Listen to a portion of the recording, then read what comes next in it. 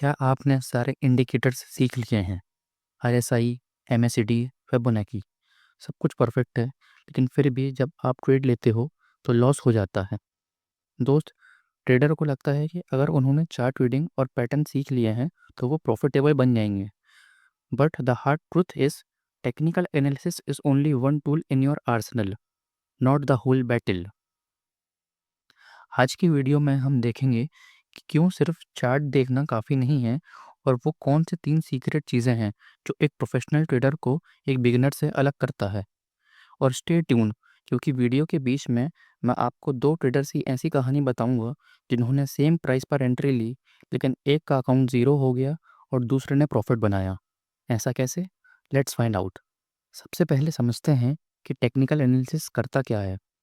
Technical analysis historical prices और volume data को use करके फ्यूचर प्राइस मूवमेंट प्रेडिक्ट करने की कोशिश करता है। यह आपको हेल्प करता है ओवरऑल मार्केट ट्रेंड पहचानने में, टारगेट और स्टॉप लॉस फाइंड करने में, रिवर्सल पॉइंट जैसे सपोर्ट और रेजिस्टेंस लेवल ढूंढने में। लेकिन यहाँ एक बड़ा ट्विस्ट है।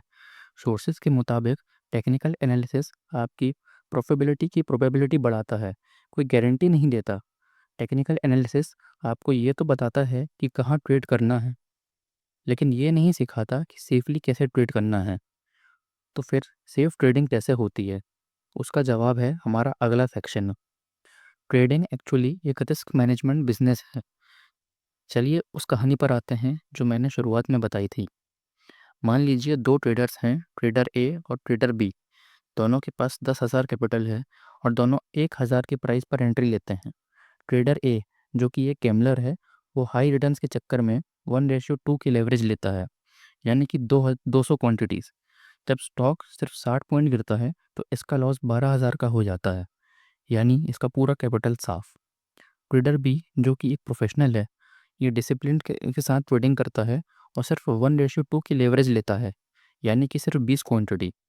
जब स्टॉक 60 पॉइंट गिरता है, इसका लॉस सिर्फ 1200 रुपये का होता है। इसका कैपिटल अभी भी बचा हुआ है, इसलिए जब मार्केट 120 पॉइंट ऊपर जाता है तो ये 2400 का प्रॉफिट बुक करता है। Same technical analysis, same entry, लेकिन रिजल्ट बिल्कुल अलग। एक प्रॉफिटेबल ट्रेडर बन जाता है। एक प्रॉफिटेबल ट्रेडर बनने के लिए आपको पोजिशनल साइजिंग, मैक्स लॉस पर ट्रेड और रिस्क रिवॉर्ड रेशियो पर फोकस करना होगा। चार्ट पर बुलिश एनगल्फिंग कैंडल देख कर जंप करना आसान है, लेकिन क्या आपने मार्केट कॉन्टेक्स्ट चेक किया? सोर्सेस के मुताबिक वही पैटर्न अलग काम करेगा अगर मार्केट ट्रेंडिंग या साइडवेज है, वोलेटिलिटी हाई या लो है, कोई बड़ी न्यूज़ या इवेंट आने वाला है।